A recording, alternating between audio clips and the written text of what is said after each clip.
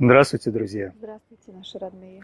Сегодня у нас интересная тема, которую нам предложила одна из наших зрительниц. Она уже некоторое время пишет нам вопросы в YouTube, в комментариях и просила осветить тему, которую мы не так давно затрагивали. Это тема духовной гордыни. Называется это еще дракон. Почему так называется? Потому что на мистическом плане это действительно выглядит как дракон. Духовная гордыня, которая обуревает человека, практически любого человека, независимо от его статуса, насколько он успешен или не успешен, известен или неизвестен, какое у него духовное развитие, тоже особого значения не играет.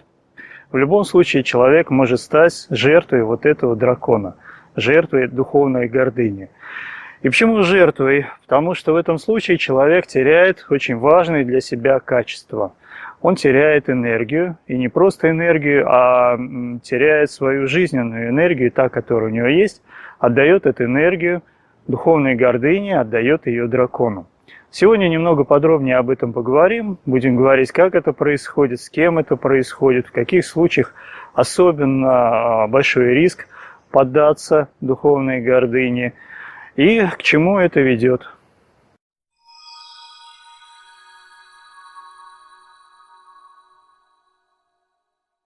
Итак, в самом начале мы договоримся, что буду я говорить не духовная гордыня, а в основном буду употреблять термин «дракон», потому что на мистическом плане это выглядит именно так. Дракон, духовная гордыня. Кем он может овладеть? Как это происходит? На самом деле кем угодно. Духовную гордыню, дракона вы можете заметить у уборщицы в магазине, вы можете заметить ее у президента, безусловно, у крупных политических лидеров, у людей, которые занимаются бизнесом, у людей, которые занимаются воспитанием детей, у кассиров в магазине иногда тоже бывает. То есть практически где угодно вы можете его встретить.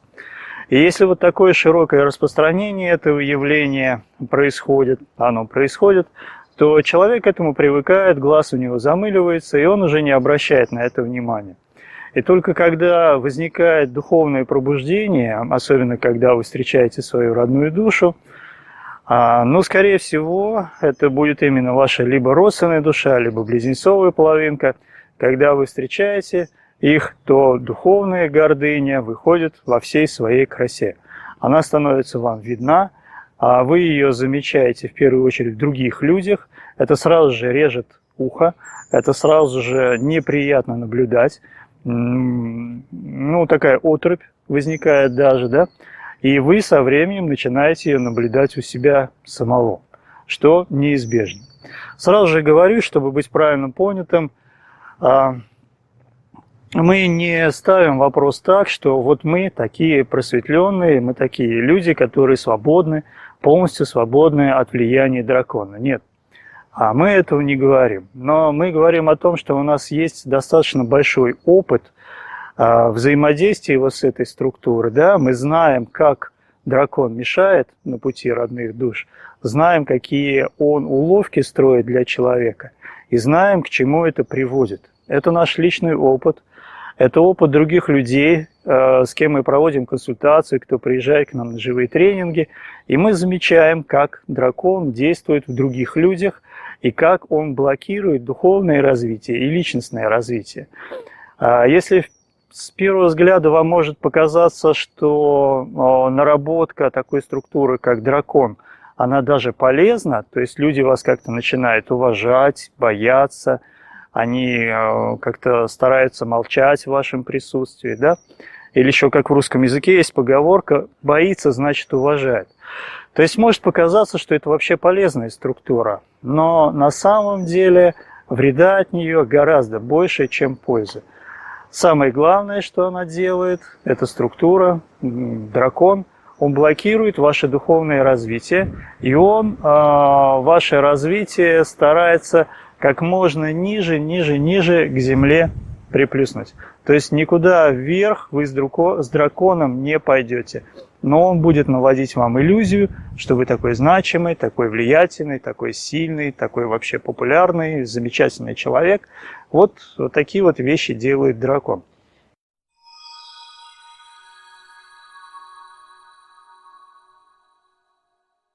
Сразу же возникнет у зрителя вопрос, а скажите, а как распознать в себе дракона? Есть определенные такие наводки, с помощью которых вы можете распознать в себе дракона. Сделать это вам самим будет практически невозможно. То есть это будет очень сложно вам найти в себе дракона. Уже как-то упоминал в каком-то видео, я говорил о том, что есть теорема неполноты системы. Для того, чтобы произвести изменения в системе, нужно выйти за пределы системы. Так вот, для того, чтобы вам найти в себе дракона и для того, чтобы что-то изменить, вам нужно выйти как бы за пределы себя, то есть посмотреть на себя со стороны. Или чтобы кто-то другой со стороны вам сказал: послушай, в тебе вот сидит такая очень мощная духовная гордыня, тебе она еще пока не мешает, как ты считаешь, да? Но вот всякий раз, когда вы вдруг услышите в свой адрес такое как бы обвинение, когда вас будут обвинять в духовной гордыне, в тот же момент, либо через несколько секунд, скорее всего, в тот же момент у вас изнутри поднимется такая ярость, такое очень мощное, очень активное, даже агрессивное отторжение. Я? Во мне? Да никогда! Это, кстати, если у вас он есть. Да, я говорю, если есть. Бывают обратные ситуации, бывают такие люди, у которых самих есть дракон, они смотрят на других людей, которые более светлые, более простые, у них нет этой структуры, либо она совсем не сильно развита. Они очень часто любят таких людей уличать как раз в гордыне.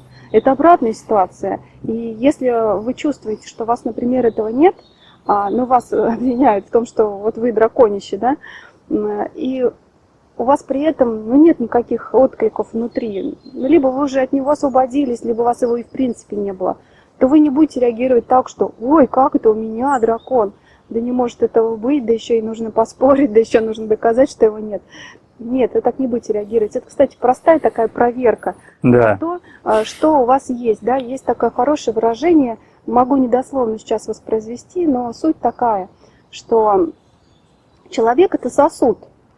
И вот когда ты толкнешь этот сосуд, да, ты узнаешь, чем он наполнен. Вот это очень хорошая проверка на то, что у вас самих сидит. Если вы даже думаете, что порой бывает такое, что человек идет очень долго духовным путем, он развивается, он что-то делает, он что-то в себе начинает там выкорчевывать, как вот сорняки мы выкорчевываем из огорода, да, там ненужные. И точно так же мы выкорчевываем из своего внутреннего пространства, когда идем духовным светлым путем, точно так же мы выкорчевываем из своего внутреннего пространства эти ненужные сорняки. Иногда просто они вырастают заново, если мы не совсем выдернули с корнем, а иногда, если добраться до корня, то можно хорошо себе так очистить, и вы будете знать, да, у меня когда-то была эта структура, но сейчас она уже надо мной не давлеет. Сейчас я могу ее контролировать, могу ее подавить, ее, да, поползновение, вот, и так далее. Но проверки будут приходить, конечно, через внешнее окружение всегда. Как распознать в себе дракона? Самое первое, каким образом проявляется дракон, это высокомерие. Причем высокомерие, оно может быть как прямое, так и очень незаметное, подавленное. Вот очень смешно будет, но на самом деле подавленное высокомерие – это самоуничижение. Или так называемая ложная скромность, очень сильная ложная скромность. Когда человек как бы говорит: ой, да нет, я никто, да ничто, да я ничего не могу. На самом деле у него внутри может быть очень сильная духовная гордыня, которую он в себе чувствует и которая ему самому неприятна, и он старается ее подавить. То есть один полюс проявления дракона – это власть, высокомерие, я супер, я все умею, все знаю и так далее, и так далее, и так далее, да, самый-самый-самый-самый, это один полюс проявления дракона, а второй полюс проявления дракона, ой, я нет никто, я нет ничто, и такое самоуничижение, очень сильное, глубокое самоуничижение. Вот таких людей иногда так чуть-чуть подковырнешь, и оттуда вот такой дракон вылезает. Да. То есть это не такая простая структура, дракон, которая просто так вот часто напрямую и не проявляется. Но если вы очень хорошо чувствуете энергию, вы моментально его сканируете. И если у вас уже достаточно большой опыт работы вот с такими случаями, когда вы распознаете дракона и помогаете человеку от него избавиться. Если у вас есть достаточно большой опыт в этом, то вы не будете ему в лоб говорить: эй, слушай, у тебя духовные гордыни, давай избавляйся. Да? Вы поймете, что вы в результате получите только ответный удар от дракона, он сразу поднимется на задние лапы, свои передние лапы сделает вот так и начнет рычать. Либо в прямом, либо в переносном смысле этого слова. У него сразу же пойдет очень бурная ответная реакция. То есть вы будете работать грамотно и экологично, чтобы действительно человек, ваша цель не в том, чтобы человеку дать вот в лоб вот эту информацию, да, у тебя дракон, а ваша цель состоит в том, чтобы человек, если он хочет, конечно же, он мог справиться с этим, он знал бы, что в нем это сидит и как это ему вредит, и что с этим можно сделать. Итак, высокомерие, желание властвовать, все время ставить себя на пьедестал, осознанно либо бессознательно. Какие еще проявления дракона такие явные? Желание поучать других, когда человек сам, например, еще не прошел. Да. Очень любит учить. Его никто не спрашивает, никто советы его не спрашивает, и он ко всем бежит учить. Вот. Но это такой, знаете, маленький либо средний дракончик. Такой, по сути, дракон. Да, он такой вот безобидный он все-таки. Вот, самое, наверное, яркое проявление – это посеять у вас страх. Тут нельзя, здесь нельзя, только так, и не иначе. Это вот любит очень тоже дракон. Любит дракон подавлять, любит дракон ставить очень жесткие условия, и любит дракон сделать так, чтобы вам становилось в его присутствии невыносимо, чтобы вы захотели поскорее убраться, чтобы его не видеть, потому что вот его присутствие, оно вызывает такие вот неприятные даже в животе ощущения возникают. Но это такие уже прокачанные, довольно сильные драконы, одно их появление вызывает уже что-то похожее на подташнивание, в том смысле, что у вас вот в животе такое давление возникает. Это уже такое энергетическое влияние, которым обладают не все драконы, но развитые драконы, они действительно этим владеют. Но так вот мы довольно широко, пространно все это объяснили, может быть, для того, чтобы вам дать понять, что это за структура дракон. Но на самом деле разбирать эту структуру нужно долго, подробно и довольно четко, чтобы у людей было четкое понимание, что есть дракон, что есть духовная гордыня. Все это мы делаем на ретритах. Там этому мы уделяем много часов, люди в этом упражняются и всерьез, и со смехом, у себя находят, у других находят. То есть это такой довольно длительный процесс, происходит он на ретрите. Поэтому, если вы сейчас для себя, как-то, может, не уяснили, да, и потом захочется в комментарии написать, ничего не понятно, что за дракон и так далее, то не смущайтесь. На самом деле этой теме нужно посвящать много часов, и нужно работать индивидуально, в индивидуально-групповом формате. Это очень хорошо происходит. Но так как мы говорим о пути родных душ, то есть когда вы встречаете свою родственную душу или близнецовую половинку, то появление дракона в вашей жизни становится не просто явным, но разрушительным. Вот это самая главная сила дракона, которая разрушает ваши отношения с близнецовой половинкой. Если другие негативные субличности, они еще как-то так не очень сильно вредят, то дракон, он разрушает напрочь. И поэтому вы можете разбежаться друг от друга, вот близнецовой половинки особенно, вы можете разбежаться друг от друга очень быстро и очень далеко. Вот в этом, собственно, и состояла суть основного вопроса, который женщина нам задала в своем комментарии. Расскажите, пожалуйста, как дракон влияет на взаимоотношения близнецовых половинок. Ну, сейчас об этом будем говорить.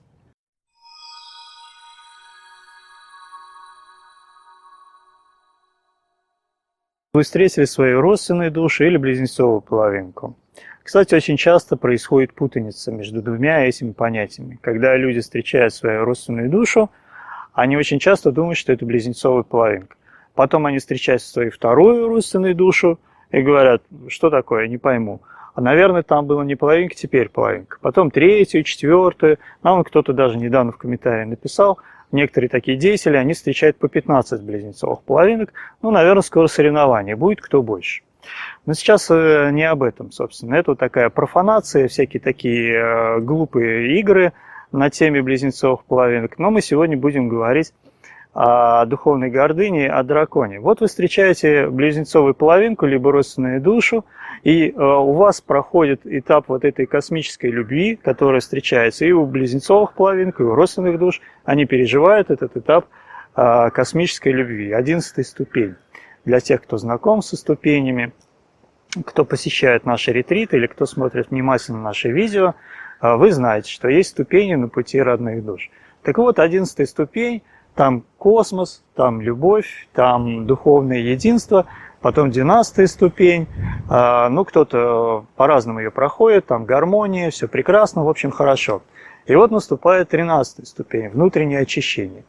И вот тут вот, пожалуй, самым первым вылезает из вас дракон. Причем из вас обоих, скорее всего. У кого-то он может быть больше, у кого-то может быть меньше, но, скорее всего, из вас обоих лезет этот дракон. Ну, благо, если вы находитесь на удаленном расстоянии друг от друга, вы далеко, в разных городах, или, может быть, в разных странах, и вы только переписываетесь, да? Ну, если вы близко общаетесь, если вы встречаетесь, вот там вот жесть настоящая. То есть, когда из вас вылезает дракон, у вас реально, вот без всяких фигуральных выражений, реально начинает как будто бы закручиваться кишки в животе. Я повторяю, это совершенно реальное переживание. У вас начинает страшно ныть в животе, в области солнечного сплетения, где-то вот еще вот в верхней части живота, потому что дракон давит туда, он туда буквально вгрызается, либо своей лапой, вот этим щупальцем, туда вот так вот, в ваш живот, и начинает вот это проворачиваться. Я повторяю, это не фигуральное выражение, не какой-то образ, а это совершенно реальное переживание. Это энергетическое, то, что происходит на энергетическом плане. Да, поэтому и называется дракон. То есть вы испытываете колоссальную боль.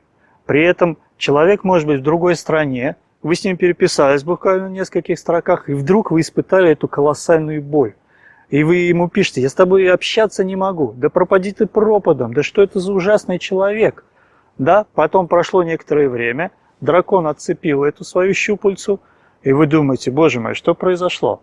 Почему я вдруг так отреагировал или отреагировала? Что со мной произошло? Ой-ой-ой, я ошибся, извини, пожалуйста, у нас все прекрасно, у нас божественная любовь.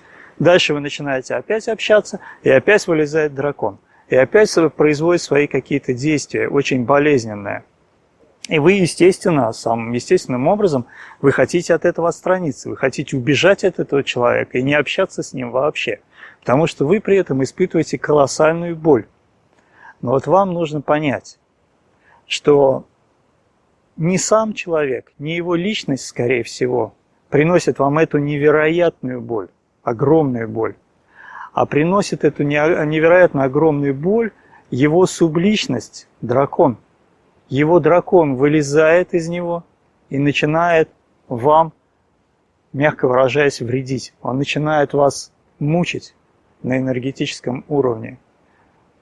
Причем словами, вербально, может быть, вообще ничего не происходит. Либо происходит очень минимум, какое-то одно-два слова. Да. Вот от этого вот говорят, почему я встретил свою близнецовую половинку, он мне сказал какое-то слово, и я умираю. И во мне дикая боль. И так далее. Не от этого человека, не от его личности. Он сказал довольно обычные слова, но та энергетика, которая вышла вместе с этими словами, она дикая, и она рвет вас на части, на энергетическом плане. И если вы долго в этой ситуации находитесь, если вы долго общаетесь, и 13-я ступень продолжается, и ваши драконы начинают вот так вот своими мордами друг об друга стучаться, то есть его дракон и ваш дракон встречаются и начинают друг друга голодать. Как два динозавра. Ну да, это как битва драконов на самом деле, да? То вы оба испытываете дикую боль. Естественно, вы хотите разбежаться. Вот ответ, ну, конечно, очень короткий, естественно. Короткий обобщенный ответ на многие вопросы. Почему я испытываю эту дикую боль?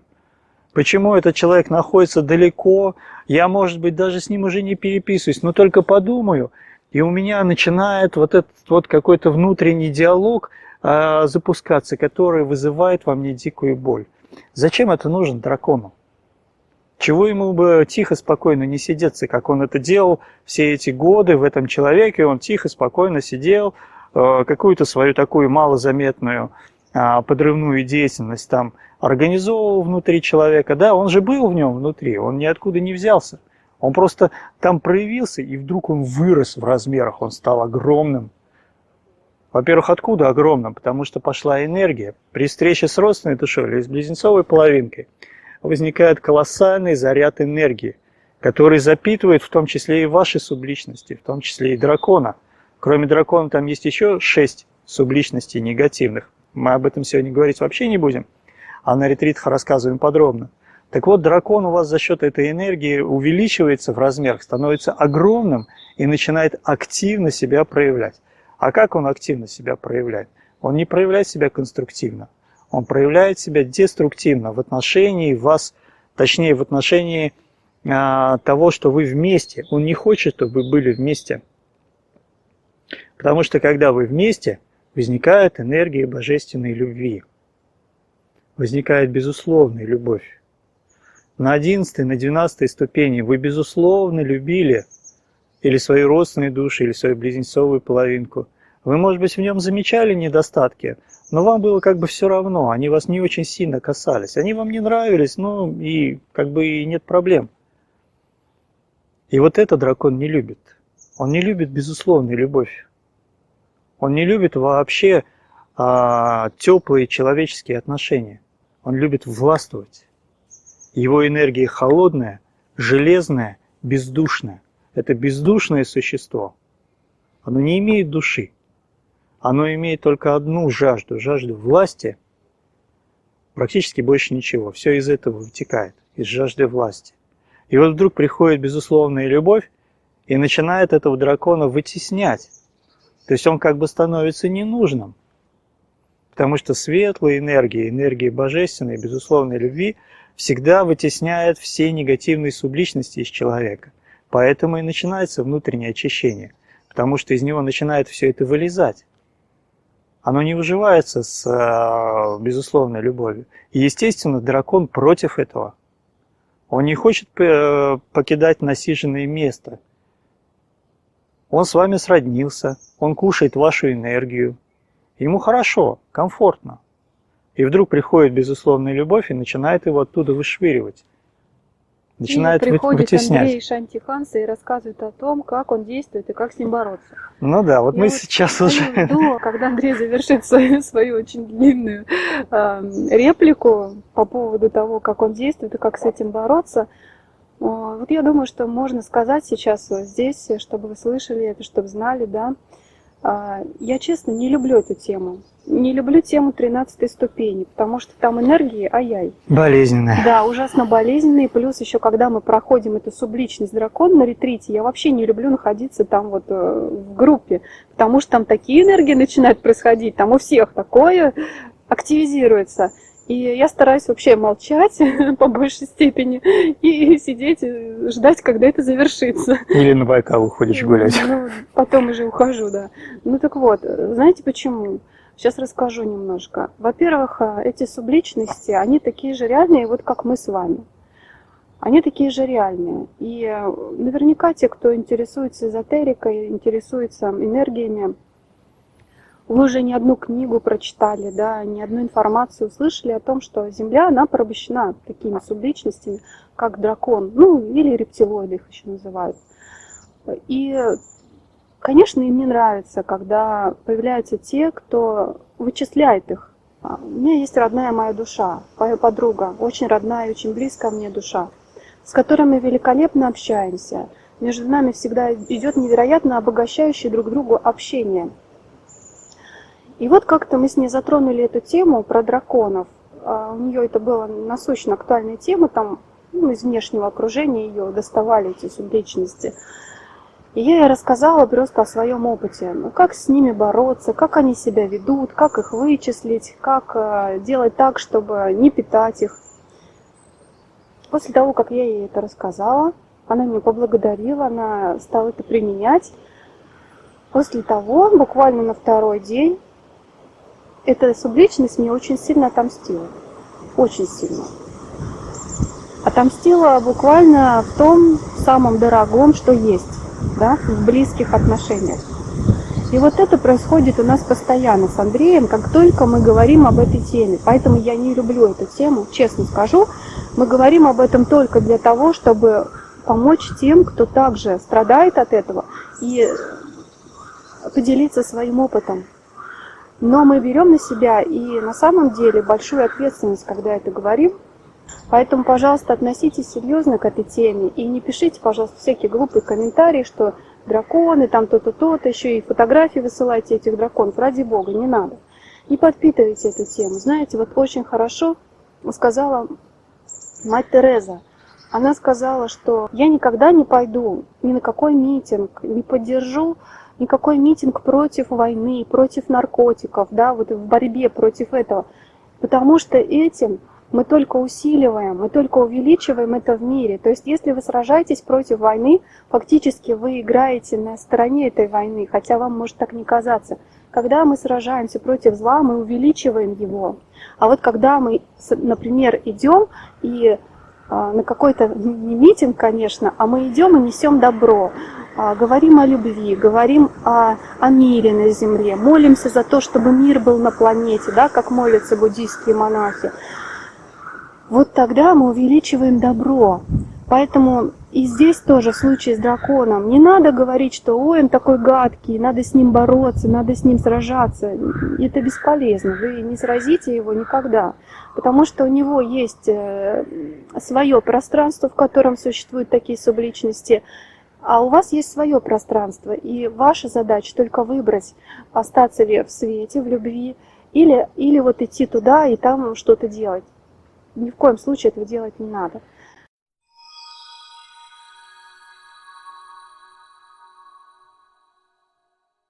Тема эта очень серьезная. На каждом ретрите происходит активизация этой силы, когда мы о ней говорим. Происходит у участников, страдают ведущие, мы. Буквально, вот рассказываю, приезжала одна участница, ой, как у нее было много там чего-то всего темного, но без этого никак во внутреннем очищении, 13-я ступень. Все очень хорошо к ней относились, с любовью, хотели ей помочь, но в человеке кипела вот эта энергия, там чувствовал, что дракон настолько ей завладел, вот он хотел вырваться наружу. Там не только был дракон. И вы знаете, вот даже приходит ведущим, как энергия эта, агрессии. Она пришла ко мне ночью, когда мы уже спали, отдыхали после дня занятий. Пришла буквально энергия, я ее чувствую, прекрасно понимаю, что это такое. И пыталась на меня напасть. Нападают они как? Через страх, животный страх. Я поняла, в чем дело, поняла, что это от кого-то пришло, поняла, что от этой девочки, видимо, пришло, и может еще от кого-то. И поскольку я уже знаю, что с этим делать, я с этим справилась. Да, было неприятно, очень неприятно. Потом, когда наш ретрит завершился, эта девочка подошла ко мне. Мы все прощались, обнимались, было очень хорошо, у всех настроение прекрасное. Она подошла ко мне и сказала: Шанти, я хочу вас попросить прощения. Я говорю: за что? Она говорит: вы знаете, ведь я против вас, наверное, одной только. У меня было столько негатива к вам. Я говорю: я знаю. Для меня это не новость была. Я говорю: я знаю, все хорошо, все в порядке. Потому что девочка эта уезжала со светлыми глазами. И сейчас она еще на пути. У нее еще что-то там выходит из очищения. Но человек настолько преобразился, настолько преобразился после этого ретрита, да, ну там еще у нее были какие-то свои личные события, но вот в РД-поток она вошла, и у нее пошло это очищение. То, что ей долгое время не удавалось пройти, она буквально за год прошла, она преобразилась. Она стала писать великолепные стихи. Читаешь ее стихи, понимаешь, человек пишет из души, он пишет о любви, о свете. Человек, который прошел вот эти глубины, да, глубины ада, очищения больше никак не назовешь, он вышел в свет. И вот в этом огромная радость. И это настоящая работа, действительно, когда вы говорите о любви, тут же приходят силы, которые не любят эту энергию и начинают вам вредить. Вот, поэтому очень аккуратно нужно ко всему относиться, к любой энергии, к любой субличности. Но вот сейчас Шанти сказала очень важные вещи, и она сказала золотые слова. То, в общем-то, что нужно было говорить ближе к концу, наверное, мы это еще раз повторим. Если вы в себе обнаружили дракона, или если вы замечаете его в других людях, нельзя, не нужно с ним напрямую бороться. Это бесполезно. Во-первых, вы не победите. И во-вторых, вы тем самым его усилите, этого дракона. Либо усилите у себя внутри, либо в других людях. А нужно накапливать в себе энергию другого порядка. Энергию безусловной любви, энергию добра, истинного, искреннего добра, энергию смирения. Ненавидит дракон смирения. То есть все те энергии, которые не уживаются с драконом, должны уживаться в вас.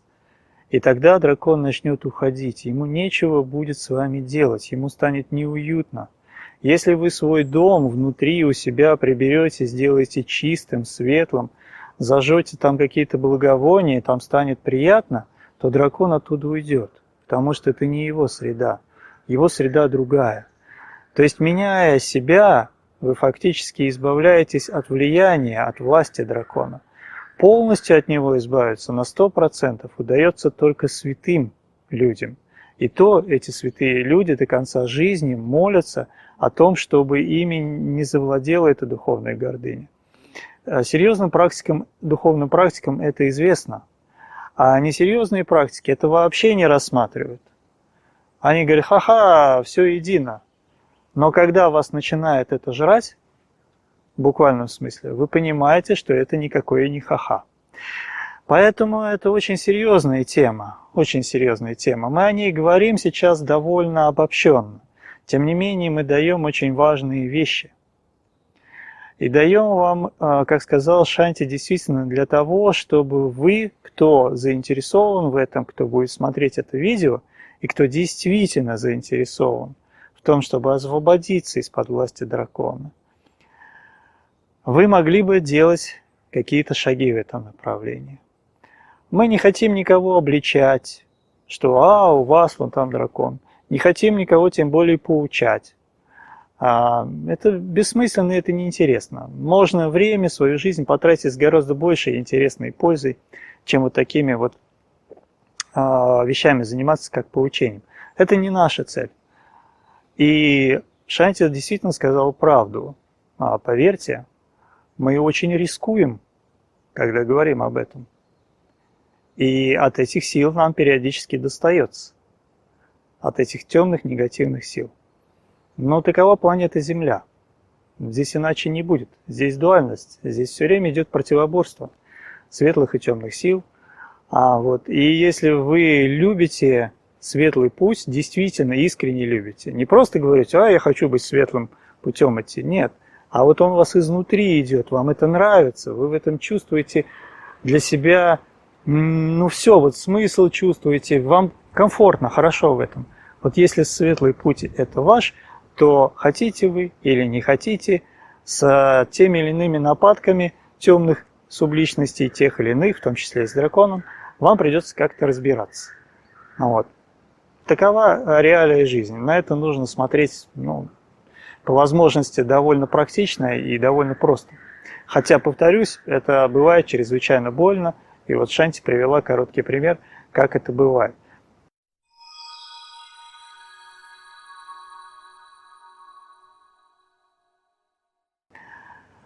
Вернемся к близнецовым пламенам и к родственным душам. Не даст вам дракон соединиться ни с вашим близнецовым пламенем, не даст он вам общаться с вашей родственной душой, не даст. Он будет вас разводить, он будет вас разбрасывать. Причем я умышленно говорю и с близнецовым пламенем, и с родственной душой. Потому что вы можете встретить родственных душ, и вы будете четко знать, что никакого там воссоединения нет, и не подразумевается, да и не надо, может быть. Если вы хорошо сканируете энергию, вы будете чувствовать, что оно и не нужно вам, это воссоединение. У вас не будет такой проблемы. Но вот это общение с родственной душой, оно бывает бесценное. Оно бывает очень-очень энергетичное. Оно для вас очень важно, очень значимо. Так вот, даже простого общения с родственной душой не получится. Дракон выползет, выпрыгнет, как и черт из табакерки, и разведет вас по разным сторонам. Не будет он отдавать вам этого. И вы будете голову ломать годами. Почему у нас же так все прекрасно было, мы духовно едины. Еще и, извините, проклинать свою судьбу несправедливую, такую, что вы наконец-то встретили свою близнецовую половинку. А вот судьба взяла, да и развела. Развела-то не судьба, а разводит вот эти вот негативные субличности, которым невыгодно совершенно, чтобы вы были вместе. Мы сейчас не можем, по временным причинам, не можем всех подробностей рассказать, почему это происходит, что дракон разводит вас, как это происходит. Об этом мы говорим на ретритах буквально по шагам, и люди сидят и кивают головами и говорят, да, вот именно все так и было. То есть вылезает дракон, говорит вот такие слова, а мы говорим, какие слова он говорит, и все просто рты открывают и говорят, да, вот именно такие слова он говорит. У него, в общем, не такой большой словарный запас, нужно сказать. Он пользуется этими словами, потому что они работают. И вот он говорит эти слова, производит те или иные действия и вас разводит. И сколько бы вы лет не пытались воссоединиться, пока вы не примете этот факт, что в вас есть дракон, в вашем партнере есть дракон, что эти драконы не дружат, а наоборот, они начинают сцепаться друг с другом, да? Вот пока вы это не осознаете в полной мере, и у себя внутри, и в партнере в том числе, пока вы не начнете делать шаги к тому, чтобы этого дракона отодвинуть в сторонку и сказать, я как-нибудь без тебя, да? Вот пока вы практически не начнете это делать, никакого воссоединения, никакого общения, никакого пути не будет. Он все время вас будет выдирать с этого пути. Вы будете делать шаг вперед, он будет вас выдирать. Опять шаг вперед, опять будет выдирать. Это происходит постоянно до тех пор, пока вы не становитесь святым человеком. И тогда к вам дракон уже не приближается. Но это очень-очень редкие люди, это единицы. Поэтому для обычных людей вот ситуация такова.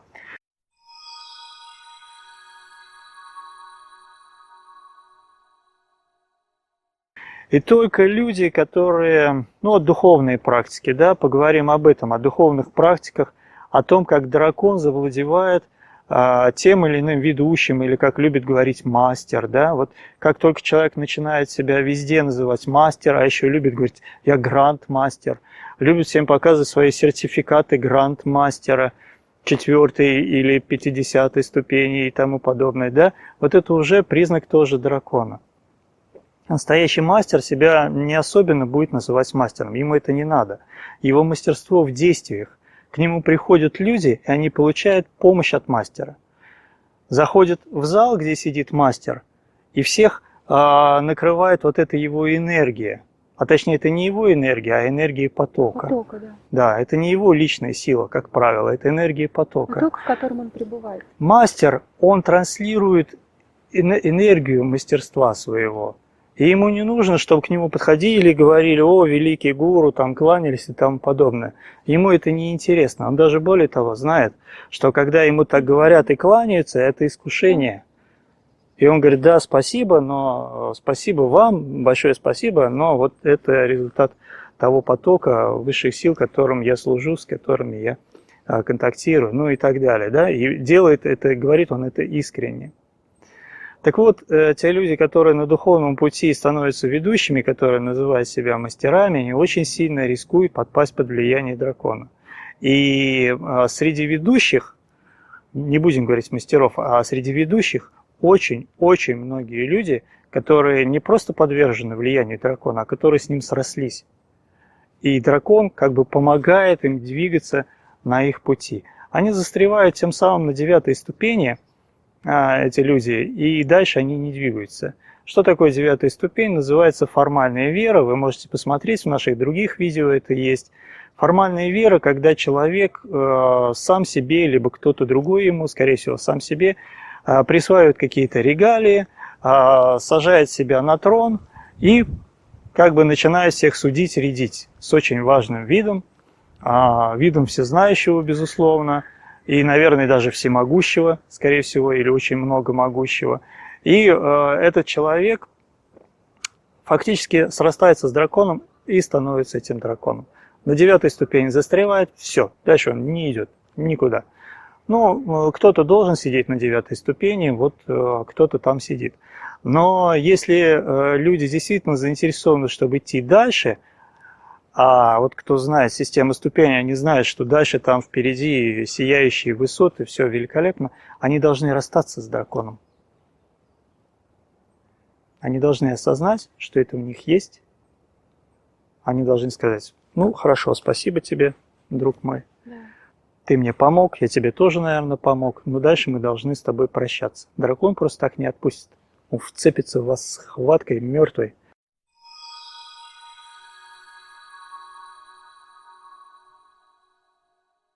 А вот это характеризует как раз любые деструктивные энергии, любые деструктивные силы. Не силы света, да, будем так говорить, но темные силы, если хотите. Они никогда вас просто так не отпустят. Светлая сила, она никогда не будет вас держать. Если вы скажете: извините меня, я не могу, мне тяжело, я не хочу больше, они могут вам прислать пару знаков таких абсолютно легких. Если вы все равно скажете: я не хочу, они просто уйдут. Это светлые силы. Да, светлые силы. Они просто уйдут. Да, они уйдут, конечно, с сожалением, потому что они заботятся о вашем развитии. Они заботятся о каждом из нас. И им хочется, чтобы мы развивались в свете, в любви. Точно так же, как вот наши родители заботятся о нас и желают нам лучшего. А вот когда, если вы вдруг в каком-то воплощении или в этом воплощении вы ошиблись, пошли на поводу у деструктивных сил, да, у темных сил, вот здесь вас просто так уже не отпустят. Просто так сказать: ну, до свидания, я не хочу больше. И пойти. Нет, такого не будет. Вам выставят очень большой счет. Ну, во-первых, выставят счет, во-вторых, будут запугивать, ну и так далее, и так далее. Мы сейчас не будем тоже это очень подробно рассказывать, потому что очень подробно это нужно именно в пространстве тренинга рассказывать, там, где создается особенное энергетическое поле, и просто люди настолько понимают все, что ты им рассказываешь, все, что ты передаешь. К сожалению, в видео вот это вот невозможно так настолько передать. То есть, если вы решили со своими темными друзьями проститься, просто так это не получится. Это будет очень трудно. Они вас просто так не отпускают. В отличие от светлых сил, если когда вы встречаете или родственную душу, или близнецовую половинку, вы чувствуете эту божественную любовь, и вы движетесь в этом потоке божественной любви. И если вдруг по каким-то причинам вы захотели выйти из этого потока, то у вас это может получиться довольно легко. Почему может получиться? Потому что вот иногда люди пишут: вот как выйти из этого РД-потока, я хочу из него выйти, у меня не получается. Это не из потока вы не можете выйти, а вы не можете избавиться от зависимости. Да. Это другое. Не надо путать поток любви с зависимостью. Вот от зависимости вы долго освобождаетесь, а из потока любви вы можете выйти очень просто, почти как по щелчку пальца. Если вы захотите, вы скажете: нет, извините, я понимаю, это любовь, это божественное, но мне сейчас нужно там дом достроить, да, или что-то там, сына женить и тому подобное. Да, сейчас пока не до любви, извините. Ну, скажет: ну и хорошо, и ладно, делай свои дела дальше, кармические заканчивай, потом, может быть, вернешься к этому. Светлые силы вас легко отпустят, в отличие от темных. Это вам нужно знать. Поэтому, если вы не можете от чего-то очень сильного, за вас цепляющегося, избавиться, на самом деле вы не можете избавиться от каких-то темных субличностей, это знаете.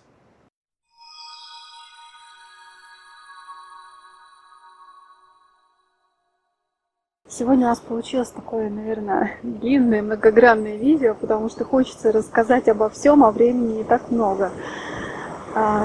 Недавно мы с Андреем тоже разговаривали на эту тему, на тему близнецовых пламен. Вот когда мы начинали только-только идти этим путем совместным в 2012, вокруг темы близнецовые пламена вот, была та энергия, которая действительно есть, когда встречаются близнецовые пламена. Это космизм, это невероятная любовь, это что-то священное, да? Если вот в 2012 году это термин близнецовые пламена или божественная половинка, он воспринимался людьми как нечто священное. Вот такое что-то трепетное, очень сакральное, что сейчас, не без помощи темных сил, этот термин уже не воспринимается так. И настолько он уже искажен, настолько много всего сказано об этой теме, и вот налево и направо эту фразу используют, да, этот термин используют налево и направо, все, кому не лень. И вот нас, знаете, на самом деле, вот иной раз даже не хочется произносить это словосочетание. Если бы мы не работали по этой теме, да, вот в своем потоке мы не жили и не несли свое служение, то мы бы, наверное, и не говорили даже этих слов. Точно не говорили. Потому что, вот я сижу, мы сидели на кухне с Андреем, я сижу и говорю, насколько уже извратили этот термин, что уже вот тошнит, простите за такое выражение, но тошнит от этого. Потому что везде, как привлечь близнецовое пламя в свою жизнь, как то-то. Близнецовые пламена и то-то. То есть, Мы все ждали, когда выйдет в видео близнецовые пламена и коронавирус. Да. Может быть, кто-нибудь выпустит, вот тоже был бы забавно. То есть, куда их только не присовокупили, эти близнецовые пламена. Чтобы выпустить такое название, как бы шутку. Но шутку бы не поняли, да? То есть, нельзя, просклоняли так уже. А для чего это все делается? Для того, чтобы выхолостить весь этот истинный смысл. Мы все время повторяем, даже буквально кричим, да любовь-то уже забылась. Любви-то уже в этом нет. Уже и там близнецовые пламена, и здесь, и такие медитации, и близнецовые пламена чакры, и близнецовые пламена чего-то еще. Любовь-то где? Смысл встречи божественных половинок в любви, чтобы любовь их вознесла и преобразила, и чтобы потом эта пара, в идеале, конечно, пара, несла свое служение, вот это вот духовное, духовную какую-то энергию, свое личное служение воплощала на земле. Вот в этом смысл. Это очень тяжелое занятие. Это очень-очень тяжелый труд. Невероятно тяжелый. Труд ежедневный, иначе не скажешь. Мы об этом много раз говорили. И вот это вот все поставили на поток. То есть какую-то уникальную вещь, можно условно сказать, произведение искусства, просто поставили в ширпотреб и стали штамповать. Выхолостили, не стало произведение искусства. Оно как таковое, оно осталось, но оно стало каким-то, я не знаю, незаметным, что ли, да? Все это делается умышленно. Все те же самые драконы, которые раздувают духовную гордыню у людей, говорят, вот ты встретил близнецовое пламя, это твое последнее воплощение, теперь ты будешь чуть ли не по воде ходить, как яки по суху, да?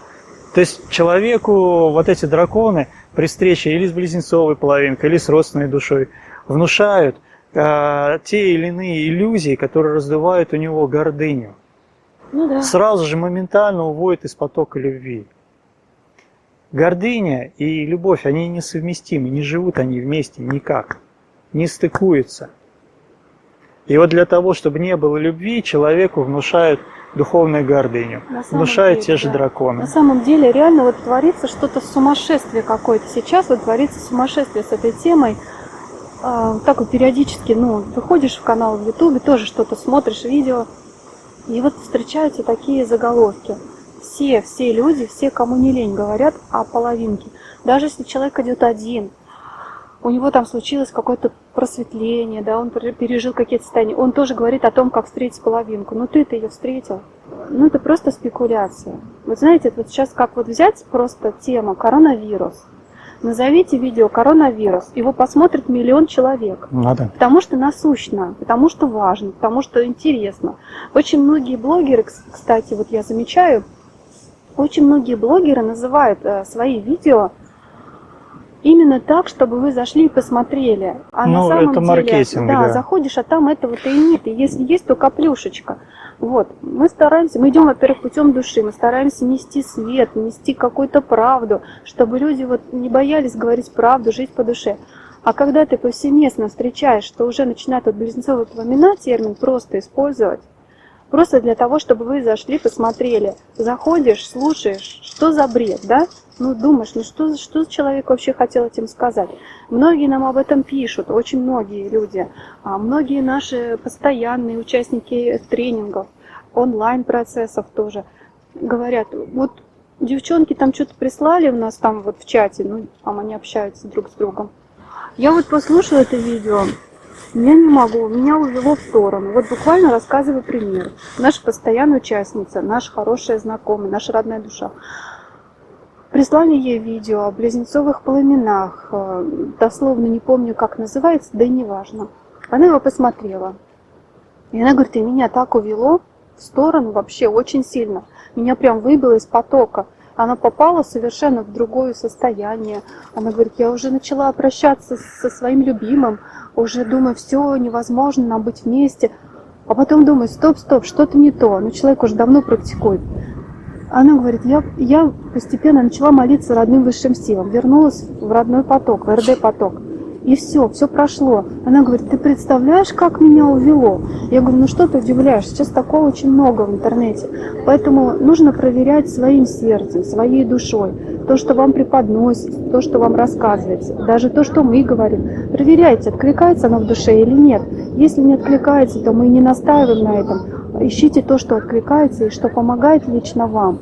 Если откликается, то значит родной поток вам тоже, как и нам, это поток родных душ. И значит здесь, слушая наше видео, вы очень много для себя подчеркнете, как многие люди черпают из наших видео огромную помощь, поддержку. Поэтому проверяйте сердцем всю информацию. А действительно, вот сейчас Андрей говорит, это же миссия дракона. Извратить всю энергию тонкую, извратить и оболгать эту энергию, да, понимаете, исказить ее настолько, что человек уже будет питаться не чистым эликсиром, а каким-то искусственно созданным, да, продуктом. Да, вот я хочу обратить внимание пока вот об этом тем. Дракон как искажает энергию? Еще раз повторюсь, много раз говорили, обратите внимание, вот сегодня тема дракона, обратите внимание, как он искажает любовь близнецовых пламен. Он вселяет вам духовную гордыню, что я встретил свое близнецовое пламя, у меня открылся третий глаз, у меня открылись чакры, у меня пошла кундалини, я стал видеть, слышать мысли других людей и так далее, и так далее, и так далее. Все, любви в этом уже нет. Пошла духовная гордыня. Это происходит, ну, довольно постепенно. Постепенно, медленно, но верно. И через месяц-два вы уже становитесь таким надутым, напыщенным пузырем, который говорит я, у меня. И дракон вас продолжает кормить, говорит, да, ты встретил свою близнецовую половинку, да, ты супер. В то время как близнецовая половинка твоя где? А любовь твоя где? Остались только слова, которые подкреплены только драконом. Дракон дает эту энергию. Почему этот человек становится определенным образом внушаемым? Да? Почему его слушает? Дракон дает ему эту энергию внушения. Внушительным, да. Он дает эту энергию внушения. А энергия любви где? Ведь встреча с близнецовым пламенем – это любовь, это единство. Где в его деятельности трансляция энергии любви? Ее, как правило, нет. Вот это нужно замечать. Вот так действует дракон. Я даже больше того скажу, на этом дракон не останавливается. И это то, что мы заметили. На самом деле, это, можно сказать, ужасно. Дракон идет дальше, он создает касту. Уже создается каста. Это не наши слова, не выдумки. Мы это слышали в устах других людей. И мы сейчас скажем, как он создает касту. Это делает дракон. Буквально передаю его слова. Внимание. Говорится, ну не нами, конечно, а другими, якобы встретившими свое близнецовое пламя. Они говорят, что если вы встретили свое близнецовое пламя, у вас рождаются дети-кристаллы. Понимаете? А если до того дети-кристаллы рождались, это значит, тоже там были близнецовые пламена? А если вдруг у близнецовых пламен родятся дети, да не кристаллы? Может быть такое? Запросто. Но нет, постулируется так, именно постулируется, аксиома. Вы близнецовые пламена, у вас рождаются дети-кристаллы. То есть пошла династия. Избранность. Избранность пошла. Вот это то, что очень Это любит, делает дракон. Да, то, что очень любит эта сила дракон. Ну, все люди, у которых есть дракон, заметьте, как они себя преподносят, как они живут. И вот эта избранность, именно избранность, вот это то, что очень нравится этой силе. И вот то, что сейчас Андрей озвучил, мы вообще узнали об этом на одном нашем ретрите, нам просто участник рассказал об этом, что да, вот есть такая как бы пара, они заявляют, что они близнецовые пламена, и женщина говорит о том, как вот, что дети появляются кристаллы. Ну, поверьте, кристаллы появляются у абсолютно любых родителей. Даже часто кристаллы вот бывает появляются у таких родителей, которые сами не пробуждены, которые живут обычной жизнью. Приходит ребенок кристалл. Для чего он приходит? Он же несет в себе эту светлую энергию любви. Он несет в себе вот эти вибрации. Он приходит не просто так, он приходит, чтобы научить и своих родителей через свое поведение, через свою жизнь, и принести благо в мир. И совсем не обязательно, если есть близнецовые пламена, вот их пара, то обязательно у них должны какие-то особенные, кристальные дети. Может быть, там сейчас уже таких категорий очень много. Кристальные, радужные, еще какие-то, очень-очень много, так запутано все это. Так вот, смотрите, не думайте об этом. Не нужно об этом думать. Ради Бога, не думайте о том, что у вас должен быть идеальный ребенок, если вы пара близнецовых пламен. Если вы хотите детей, то дети – это просто счастье. Это душа, которая пришла к вам. Она вас выбирает по своим критериям. Вы по своим критериям подходите к этой душе, и она приходит. И совершенно не обязательно, что это будет кристалл. Да, сейчас приходят совершенно новые дети. Смотришь на этих детей и понимаешь, что это будущее нашей планеты. А они уже не такие, как мы, они нас пришли учить. Уже с таких вот лет они учат нас совершенно другому мировоззрению. И вот это все очень неприятно, что происходит, вот такая, знаете, такая избранность, такое создание особенной касты людей. Это напоминает, знаете, очень, очень известную всему миру историю, да, создание особенной касты людей. Вы знаете, кто создавал эту касту людей, к чему это привело, да, к каким колоссальным потерям. Фашизм, о фашизме идет речь. Ну, я думаю, люди догадаются. Вряд ли. Фашизм. Гитлер, да, вот он тоже, он верил в особенную касту людей. Это неплохо, но когда человеком завладевает дракон, он все это искажает. Уничтожались целые нации, очень много пострадало людей. И так светлые силы не действуют. Никогда светлые силы не будут уничтожать кого-то ради выведения чего-то идеального, избранного. Это все вот как раз из структуры дракона происходит. То есть поймите, дракон не останавливается. Он начинает с маленьких миллиметров. Говорит он, что вы особенный, вы овладели сверхспособностями. Даже если вы овладели сверхспособностями, зачем надувать щеки? Зачем об этом говорить как о какой-то своей доблести? Если ваши сверхспособности даны вам высшими силами, будьте благодарны высшим силам. Скажите спасибо, что я могу не просто этими способностями владеть, а я могу приносить какую-то пользу другим людям. За это нужно благодарить высшие силы, а не раздувать в себе гордыню. Так вот, начинается с малого. Какие способности, сверхспособности. Потом уже каста образуется. У меня дети будут необычные, кристаллы. И на этом дракон не остановится. Дальше будет какая-нибудь еще действительно организация близнецовых племен и их кристальных детей. Это уже будет какая-то суперкаста. Да? Потом в этой суперкасте объявятся, наверное, близнецовые племена всея Руси, скорее всего. Или, может быть, вселенские близнецовые племена. Дракон не остановится. Он будет идти дальше. Он будет раздувать у вас гордыню до бесконечности. И как бы давая вам эти регалии, вы скажете: о, как здорово, да? Ничего в этом здоровского нет. Там не будет любви. Там будут одни эти слова, иллюзии, и будет защита своей гордыни. Не наступай мне на мою гордыню. Или как нам пишут иногда в комментарии, так очень мягко: у вас свой опыт, у нас свой. Да, пожалуйста, никто не против вашего опыта, просто вещи нужно называть своими именами. Вот и все. Имейте в виду, если вы попали под влияние дракона, он вас просто так не отпустит. Он будет идти с вами и с вашими детьми, кстати говоря, кто бы ни родился у вас, кристаллы или кто угодно, он передается и по наследству. Это действительно так. Об этом мы подробно говорим на ретритах. Это передается по наследству. Это передается по роду до какого угодно колена. То есть это очень весьма серьезная штука.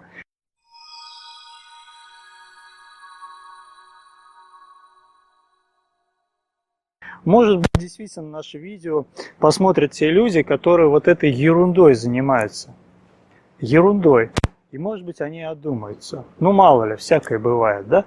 Но в основном мы говорим для тех людей, которые, еще раз повторюсь, искренне хотят сохранить свою любовь, искренне хотят сохранить свое единство и прийти к единству со своей божественной половинкой.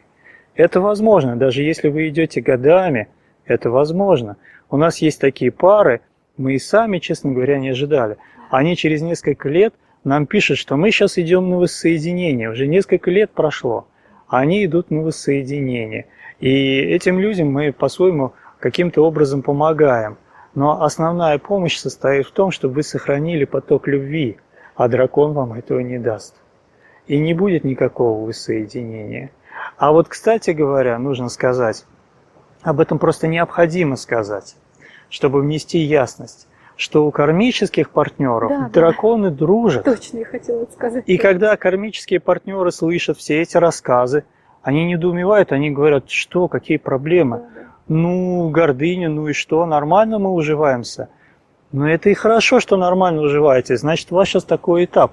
Мы не говорим о том, что вы сейчас должны все бросить и идти каким-то другим путем. Мы не об этом говорим. Просто нужно вещи называть своими именами и расставлять все по своим местам. У кармических партнеров драконы дружат, если это гармоничная кармическая пара. Они дружат. И женщина, и мужчина, у них могут быть весьма сильные драконы. Они находят свою кармическую пару, да, вот они кармическая пара, и они еще больше усиливаются. И у них замечательно идет повседневность, очень хорошо идет бизнес, да.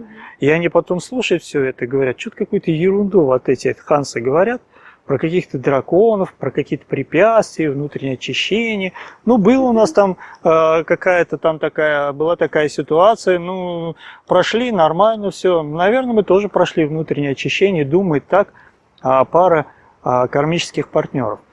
Все время мы повторяем, мы не имеем ничего против кармического партнерства. Наоборот, очень хорошо. Это такая удача, когда встречаются гармонические кармические партнеры. Гармоничные, извините. Гармоничные кармические партнеры. Это очень хорошо.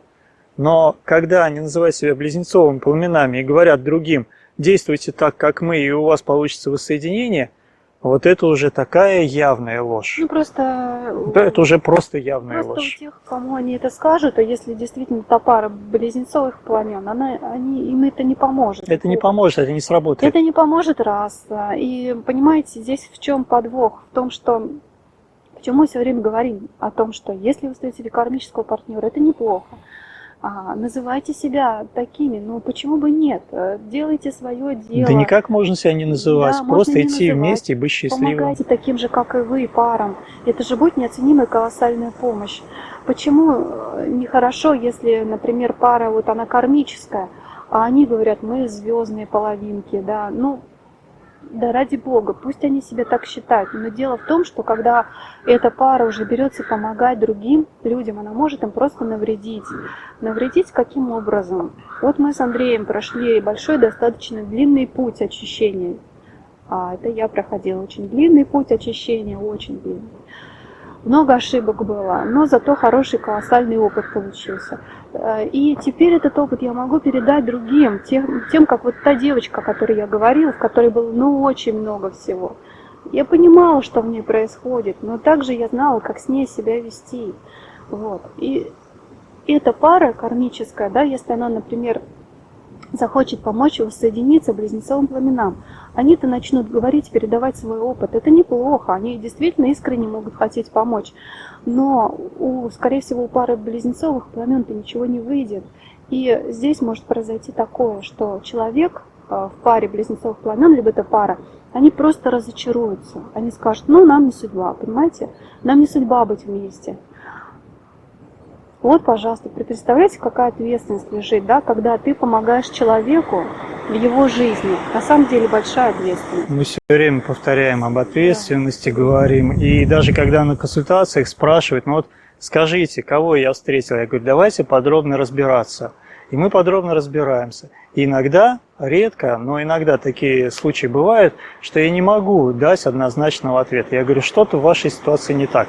Либо вы что-то скрываете, не договариваете, либо что-то еще не так. Я не могу точно определить, встретили вы родственную душу или близнецовую половинку. Давайте с вами отложим этот разговор на чуть потом. И я говорю, что нужно сделать человеку, что он должен сделать, для того, чтобы мы точно определили, близнецовая это половинка или родственная душа. Да?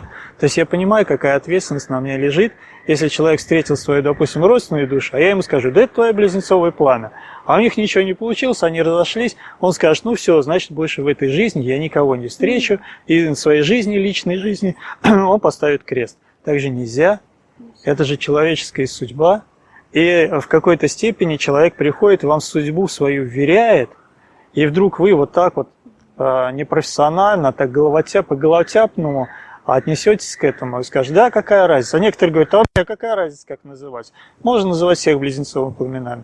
Можно называть, называйте, если хотите. Но не нужно тогда подменять понятие, что и у кармических партнеров такая ситуация, и у близнецов такая. У них очень разные ситуации. И нужны различные инструменты, различные подходы. И для этого и нужна вот эта терминология. Не для того, чтобы повесить себе медальку на грудь и сказать, я встретил свое близнецовое пламя. Не для того, чтобы всем объявить, что я теперь просветленный, познал божественную любовь, и это мое последнее воплощение на земле. Goodbye, Америка.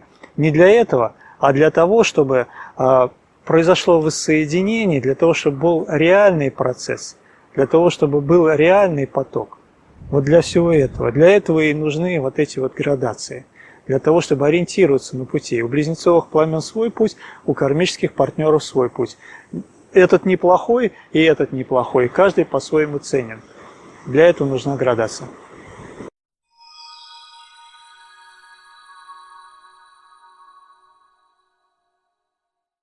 Наверное, нужно уже завершать наше видео. Много сегодня мы наговорили. Много наговорили, может быть, даже на 2 части придется разделить видео. Хочется, наверное, завершить все-таки чем-то очень светлым, чем-то позитивным. Это, конечно, важно замечать поползновение темной энергии, да, темных субличностей. Важно замечать это в другом человеке, чтобы вам не подменяли, как бы блюдо вам несут одно, а потом подменили под прикрытием, как бы дали другое, да. Ну, чтобы такого вот в вашей жизни не было, это важно отличать. Но все же хочется сказать так.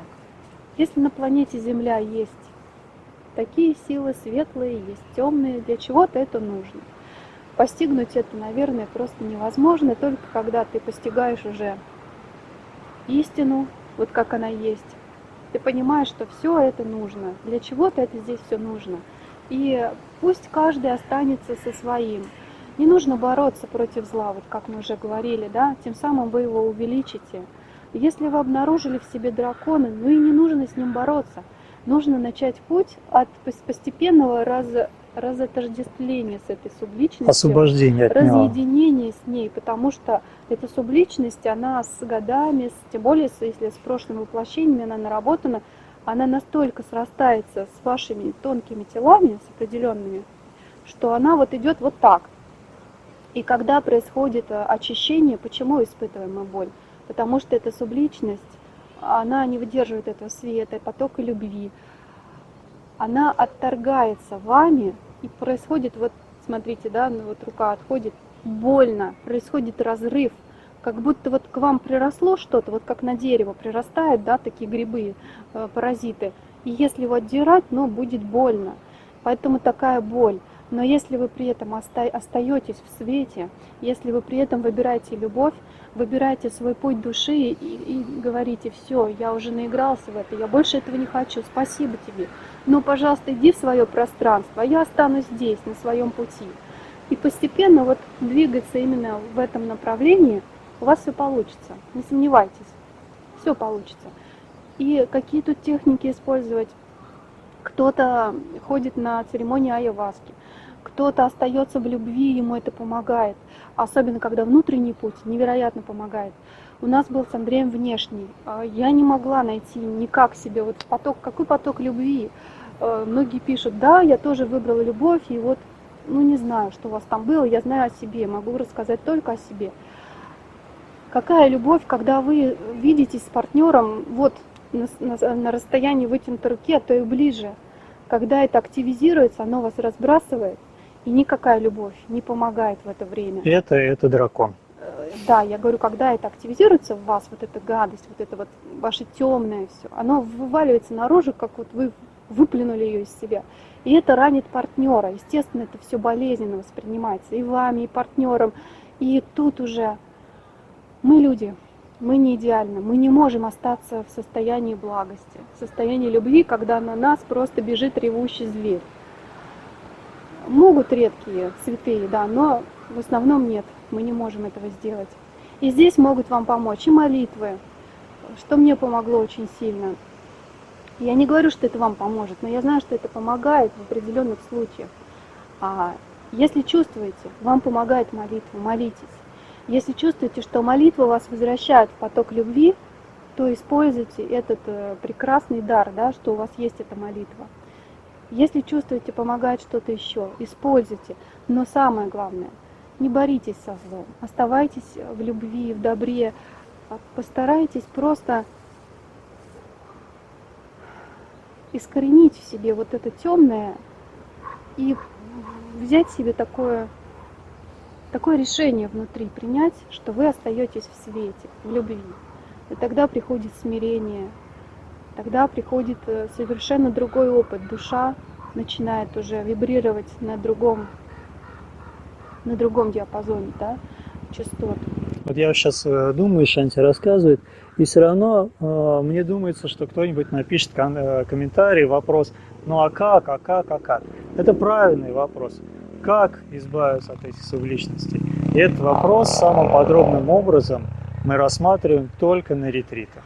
Почему мы уже много раз говорили? Почему только на ретритах? Потому что это тонкий, болезненный и порой действительно опасный процесс.